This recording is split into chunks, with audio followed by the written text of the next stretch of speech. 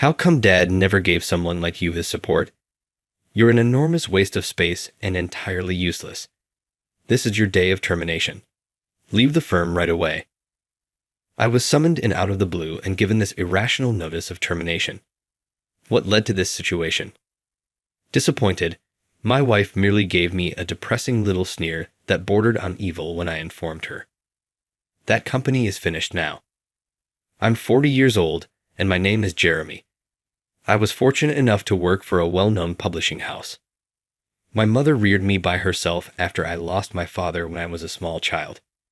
Since I was impoverished, I spent a lot of time reading in the library, which was almost like my home. I was introduced to many realms and taken on numerous excursions via books. I've always wanted to write and to build my own fictional universes. As a student, I attempted to compete, but I was never even near. I was not gifted literarily, and I could not afford to pursue my dream of being a writer. This started to become more true after my mother passed away in middle school.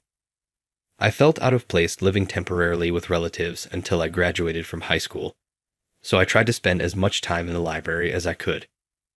After high school, I was required to move out. This required giving up on attending college and focusing on getting a job. My dream career would involve books. Maybe I could help people who wrote novels even if I couldn't write mine. However, a high school graduate's employment prospects were restricted. President Parker, who happens to be the current president, contacted me at this stressful stage of my job search. We got together frequently in the library to talk about books and exchange recommendations. He said, "You are always here," one day. "Do you really love reading so much?" "I've always loved books and even aspired to be a writer," answered I. "Have you given up on being a writer?" inquired the man. I informed President Parker about my family's poverty, my mother's passing, living with relatives, and the need to find employment rather than attend college, but I hadn't given up on my dream of becoming a writer. "If you must work instead of pursuing further studies, how about trying for an interview at my company?" he asked. "It could be difficult for a recent high school graduate like you because we often seek for college graduates. But someone who shares your enthusiasm might succeed. I can only offer to set up a time for you to have an interview. How would you respond?" "I'll carry it out. Please give me this chance," I said, jumping at the chance. It was unimaginable that a recent high school graduate would get a job offer from a big publishing business. I was ready to work in any sector if this possibility didn't work out. I went into the interview with all of my determination because I didn't want to blow this opportunity. I did that to get into the company, and I have been an editor for 25 years, starting when I was 18. I work as a manager for numerous well-known authors now, and while I feel bad for my wife Sarah, I enjoy what I do. I appreciate Sarah's understanding of what I do, and it's her encouragement that lets me focus so much on my profession, even though I wish I could spend more time with Tyler, our 3-year-old son. President Parker passed away after suffering from ill health for a long time. It was incomprehensible to lose President Parker. Ever since our chat in the library, he'd have been like a father to me. I, a recent high school graduate, was able to perform on par with college grads both as an editor and as a person because of his rigorous yet compassionate supervision. I owe President Parker the position I hold today, managing numerous authors. Managing Mr. Anderson, the company's best-selling author and literary powerhouse, was one of my proudest accomplishments. Due to Mr. Anderson's difficult working style, numerous editors were promptly reassigned. My predecessor, President Parker, was friendly with him, and they used to refer to one another as comrades instead of friends. I was extremely happy of myself when President Parker acknowledged me and gave me the assignment Mr. Anderson. Work wouldn't wait for me even though I was devastated to lose President Parker, to whom I owed a great deal and who I looked up to as a father figure. "Do you suppose he would want you to end this now? Pull yourself together." Mr. Anderson patted me on the back, saying, "You won't do him any honor like this." Our writers are putting in a lot of effort to live up to the high expectations of the people who are waiting for their works. I cannot afford to remain motionless. More people than just myself were devastated by President Parker's passing. His kind disposition had made him the beloved of many, and many of our affiliated writers were extremely saddened by his untimely passing in addition to the staff. It was around this period that Alex Parker became the new president. Despite our age difference, I felt a closer bond with Alex, the sole child of the former president. I'd received invitations to have dinner with the Parker family on multiple occasions and to have meals with Alex ever since President Parker took me under his wing. As President Parker once said, an editor must always be willing to expand their perspectives. Spend some time with my son too, he would say, and he would drive us to other hangout spots. With his charm and superb manners, Alex didn't seem like the usual hare. He began to like me and referred to me as Big Brother. I considered President Parker, Alex, and his spouse to be my second family. Alex worked in a different industry for a few years after graduating from college, ostensibly to gain experience in management fundamentals. I was relieved to learn that Alex was joining the organization to assume the role of president. Alex's return made me pleased as well, and I was excited to collaborate with him. I was curious about his growth as I hadn't heard from him since he graduated from college. But I was surprised to see how drastically the Alex I knew had changed. He turned despotic, unfairly scolding subordinates, and quickly ending the contracts of writers whose revenues even slightly declined. He developed a narrow-minded, sales-focused mindset and limited his goals to blockbuster successes. The sales of this book are not good. By whom was this written? Cancel the contract. We don't need such people in my company, he yelled. But, President Parker, this book was just released recently, and the author has produced numerous hits before, I responded. Cease talking. Does it really matter whether they have prior success? If they aren't making sales right now, it's pointless. We have the resources to continue canceling underperforming authors. The employees' tension increased when the contract was promptly signed, and they were unable to conceal their uneasiness.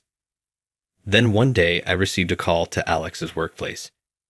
Hey, are you even interested in your work? You shouldn't become arrogant just because you are the author of one best-selling book. Alex scared everyone in the room when he pounded his desk when I walked in. I'm exerting every effort. Alex, what's wrong with you? Why did you alter in this way? I inquired. I've changed from who I was to who I am. I'm the president, so don't call me casually. Alex's face flushed as he yelled. I never thought I would like you. Do you really think you can act like a big brother just because my dad liked you? He asked. That was never my intention, I answered. Observe this. Mr. Anderson is the only writer under your supervision who is enjoying good sales. How do the other writers fare? What purpose do editors serve? Alex threw the sales report at me like he was getting rid of it. It's true that Mr. Anderson sells a lot of his products, but it doesn't mean the others don't either. We've gone this far because, as authors, we all have our fans, I answered. If they're not selling like Mr. Anderson, what kind of authors are they? Alex shot back. An editor's job is to make boring material exciting.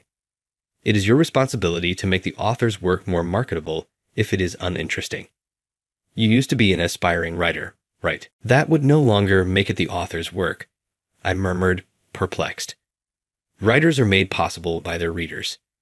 We as editors will abandon the audience if we begin to interfere too much. Do not dare give me instructions. You just finished high school. How much do you know? Alex fired back. Even if we collaborate on creating a work, altering it without the author's consent is never permissible, I said with conviction. Have you forgotten your predecessor's guiding principles? As a son, didn't Alex still hold President Parker in high regard? Did he? I was unable to tell. He had altered in a way that I could not comprehend. Now that I'm president, my dad is no longer with us. You're a mere high school graduate, and you've got some nerve. Alex refused to even look at me. I won't change the works no matter what you say. With a glimpse of hope, I said to Alex, the previous editor valued the author's originality above all, and I think the editor's role is to collaborate while maintaining that integrity. I thought President Parker would never have approved of any changes made to the works. What made my father ever back someone who is similar to you? You're fired today because you're incompetent trash. Leave the firm right away, Alex bellowed. I was really disappointed because I had not anticipated leaving on such harsh terms. Was I really that foolish to think that if we just talked, we could understand each other? Focusing on it wouldn't make a difference. No matter how much thinking I put into it, the fact that I had been fired would remain the same. I have to think about my family. After gathering my things, I departed from the company. I told my wife, Sarah, I'm home. I'm sorry to spring this on you, but I have something to tell you. Good to see you again. You are very pale. Wow. What happened? She inquired. I told my wife everything the moment I got home. She brought me some coffee, consoled me, and listened carefully to the very end. My wife was tolerant and kind even during these difficult moments, and her kindness seemed even more meaningful in light of my unhappiness with Alex's change. Curiously, though, my wife was grinning mischievously. Jeremy, you're done with that company. Let's take it easy for a while since you'll be busy again soon. She said, Don't worry, everything will be fine. And then she left the room to pick up the phone. I got a call from Alex a few days later. Jeremy, what are you thinking about doing? Is this a kind of retaliation? High school graduates are incompetent for this reason. Alex became furious. It appeared that the writers for whom I was accountable had started a mass boycott that seriously affected the business's ability to operate. It seems that Mr. Anderson, the literary behemoth I have been overseeing, was the mastermind. Naturally, I was unaware of this. Sitting opposite me, my wife flashed a triumphant smile. The company's main writer, Mr. Anderson, is a living legend whose writings will be honored for generations because of his multiple honors, which include the Nobel Prize. His impact on other writers is immense. Mr. Anderson spearheaded the movement, which caused a huge commotion and made the boycott a popular story in the media. Nevertheless, Mr. Anderson's influence wasn't the only reason for the boycott. After publication, the author and readers were made aware of the changes Alex had instructed in the work. Admirers of an author can detect changes made to their work. Every author has their admirers. I read what you just wrote. Have you not altered your style significantly? I liked your old design more, a few readers commented. These days, with social media, authors may become wary of such candid reader comments. As the changes were discovered one by one, the ignorant writers became enraged, which caused a huge controversy for the business. Readers also began to lose faith in Alex's company, which led to the company's bankruptcy and subsequent acquisition by a bigger corporation. Alex was made to step down, and every executive who had anything to do with the changes was fired and left on their own. A few days following the controversy, I went to Mr. Anderson's house. Mr. Anderson, I can't thank you enough for everything, I replied. What topic are you discussing? It was certain that the company would fail, even in the absence of my assistance. All I did was add some flair to the proceedings. More significantly, you're a superb editor who has consistently approached her profession with the same enthusiasm for books as the authors.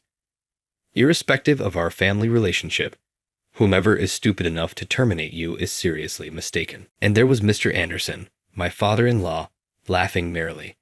I have been with the company for 15 years, and I have been Mr. Anderson's handler for 10 of those years. Mr. Anderson gave me this kind of appreciation even on that particular day. Jeremy, how long has it been since you became my editor? 10 years have passed. You've taught me so much, Mr. Anderson.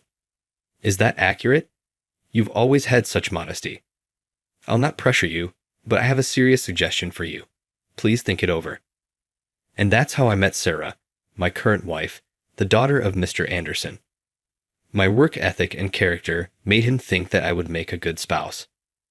My visits to their house only gave me a cursory introduction to them, but after a 5-year relationship, we were married. It was none other than Mr. Anderson that my wife was phoning the day I got fired. I had told her about the internal affairs of the company, and she had been conferring with her father about them. Mr. Anderson had been worried about the future of the business ever since the death of the predecessor. Consequently, the company's disdain for its writers was made known to the public, forcing Alex to step down and ultimately resulting in the company's bankruptcy. Thanks to Mr. Anderson's strong endorsement, I was appointed president of the combined business following the scandal. Despite having little management experience, I manage each day by learning new things every day and being occupied. I am slowly becoming the person I used to be again because of my hardworking and honest work ethic, which has gained me a lot of trust from the officers I have managed thus far. Also, we're concentrating on educating new hires to avoid mistakes made in the past. Even with a massive workload, I enjoy taking on this crucial moment. A subordinate burst into my office one day. President Johnson, among the job applicants, there's he's. It appears that Alex was one of the people that had an interview coming up in a few days. Alex H. Okay, I'll speak with him. Are you serious? Are you sure it's acceptable after everything he did? He was nurtured by Mr. Parker, the former president, almost as a brother. He is actually Mr. Parker's son. That incident had to have been caused by something. I'll go talk to him properly and accept responsibility for what he did. I made the decision to interview Alex one-on-one in spite of the criticism and the anxiety of my staff. I wanted to have a proper chat with Alex because I was worried about him. Alex seemed like the old Alex on the day of the interview. Jeremy, I'm truly sorry for what happened, and thank you for giving me this opportunity. Well, I'm sure there were some conditions that I'm missing. Come on, Alex, and let's chat. Pieces of Alex's tale were shared. He was given a significant project to work on while on assignment, and he and a colleague put in a lot of extra effort to make sure it was successful. Nevertheless, crucial data was lost on project day due to an error made by one of his colleagues. The initiative failed, despite their best efforts to retrieve it. Alex was fired from the company after his colleague, a distant relative of Williams, the president, placed all the responsibility on him. Then word leaked out that his father had died. Alex's confidence had already been damaged by the project's failure. He could no longer trust anyone, which made the idea of taking over the business intimidating. Nevertheless, he became fixated on chasing numbers since he believed he couldn't let his father's business fail. I now realized how foolish I was, and I said terrible things to you, Jeremy. I felt a little relieved to see Alex speaking through tears. His fundamental nature had not altered. Alex, I'm happy you shared. Although what you did was unacceptable, time has moved on. Alex is now a productive member of our team. We collectively expressed our regret to the writers and staff several times, eventually winning back their trust. Even though it took some time, Alex was always a sincere and hardworking young man, so it wasn't too difficult for him to win back people's trust with his honesty and work ethic. Alex and I talked a lot about our upbringing as siblings, our feelings about the deceased predecessor, and our plans for the future after that interview. During our extensive talks, I came to understand the extent of the support I had received from everyone in my immediate vicinity, including the late President Parker. It was now my time to repay Alex, to stand with him through good times and bad. Alex, I would want to share with you what I got from the previous owner. I support you in everything. Please do not hesitate to contact me if you need assistance at any time. Because we capitalized on his later experience, Alex is no longer working as an editor, but rather as the company's operations manager. In the face of a challenging publishing environment, our company's performance has improved due to his proactive efforts in soliciting feedback from junior staff members. I could not have succeeded alone, and neither could my predecessor. It's because of the new outlook Alex brought to the business. Since Alex joined us, our performance has dramatically improved. It's not only what I accomplished. You and Dad set the foundation, which allowed this to happen. Alex and I now operate the business jointly, supporting one another like true brothers in the absence of a parent. People initially felt that I was too good-hearted to put up with someone who behaved that way. Mr. Anderson appeared to have given Alex a harsh reprimand as well. However long it takes, you can win back the trust you've lost. Keep in mind that Jeremy, the person who took you in, is equally impacted by your behavior. I'm keeping an eye on things, Mr. Anderson stated, his eyes friendly but firm. Although these years have been filled with many different experiences, I have also felt genuinely fortunate to have the people in my life. President Parker, who took me in and reared me when my parents passed away, and my parents, who raised me with all their might despite being impoverished. Even after I gained my independence, I was able to stay in touch with Sarah, who has consistently provided unwavering support, and meet my mentor, Mr. Anderson. The writers and staff have encouraged me, which has gotten me this far. While Alex made an inexcusable error, would he have made the same mistake if he hadn't had the experiences at the assignment location? It's also true, though, that he was able to learn from that experience. That episode was a turning point for the organization and also contributed to its expansion. Even if we were once distrusted, we are still at the top of the public publishing sector. Am I repaying President Parker enough? I've recently been able to spend more time at home with my family because of Alex's hard work. Jeremy, you've put forth enough effort. It's my turn to take the lead now. Are you certain? Avoid going overboard. Oh no, it appears that you don't trust Alex if you are so worried. But now Alex understands this. Come on, let's go. Okay, no need to worry. I'll give you a call if anything occurs. The group you've assembled is competent. It's time to perform some household chores. Thanks to Alex and the team for ensuring that I could take a little time off. The family and I are going on a vacation today. All right, I'll give things over to you for the time being. See you shortly. I've come this far by leading an honest and moral life. I held my family's hands and felt grateful for all of my blessings.